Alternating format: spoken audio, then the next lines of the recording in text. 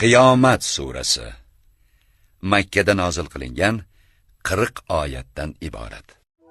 Surada qiyomat kuni ro'y beradigan hodisalar, qayta tirilishning haqligi, hisob-kitob, jazo va mukofotlar, dunyoparastlikning salbiy oqibatlari, oxiratda jannat ichra Alloh o'zi tanlagan solih bandalariga didorini ko'rsatishi, shirk va kufrda o'tganlarning yuzlari qorayib ketishi, o'lim achchig'i va boshqa ma'lumotlar bayon etilgan.